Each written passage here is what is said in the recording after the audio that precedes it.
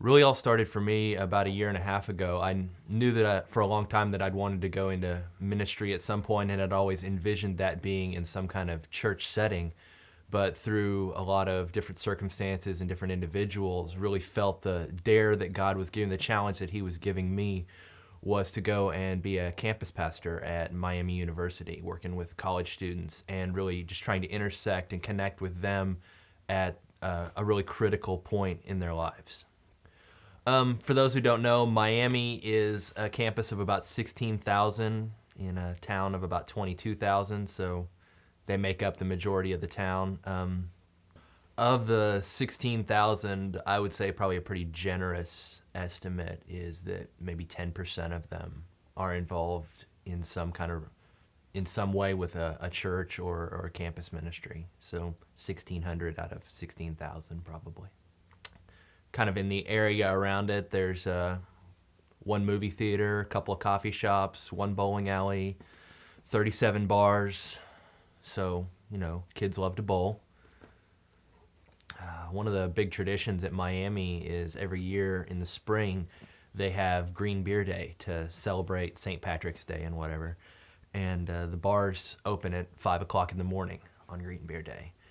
I pull into town at 6:30 in the morning on Green Beer Day, and there were lines of students outside of bars. And you just imagine campus of 16,000, majority of them just descend on the town and on the frat houses around the campus, and they spend the day drinking.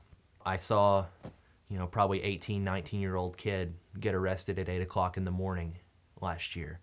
And I would just wander around town, trying to talk to people and just see students, 18, 19, 20-year-old kids walking around with slashes on the, Sharpie mark on their arms, trying to keep track of how much they drunk, up one side and down the other. And I just watch all this go on and say to myself, this is not what God wanted for these people. This is not his best for them, and this has got to change.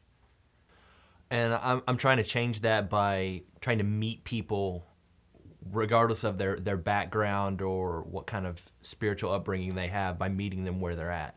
We do a Wednesday night dinner. It's free for anyone who wants to come. There's no strings attached. We do that every single week. So students know they can come, they can hang out. There's going to be no pressure. There's going to be nothing. It's just a chance for me to build relationships with them and connect with them, and them to see, maybe Christians are different than what I've thought all along. I'm trying to also launch some small groups to challenge some people who are beginning to question, beginning to ask those kinds of things, beginning to say to themselves, maybe there's more to this God thing than I thought all along, to challenge them to keep asking those questions and to pursue that a little bit deeper. And then for the ones who have made that commitment, have made that step, really trying to meet with them one-on-one and disciple them and challenge them to take it to the next level, to see what are you doing with your life, what's the impact of your life, what difference are you making in the world that you find yourself in every day. The three ways I would really challenge LifePoint to get involved is, one, to pray. Pray specifically, pray for me, pray for the campus, pray for the students, maybe set aside every Monday or every Wednesday or whatever. I'm going to pray as a part of my day or part of whatever for what's going on there. Pray for change to happen. The second thing I would say is volunteer your time.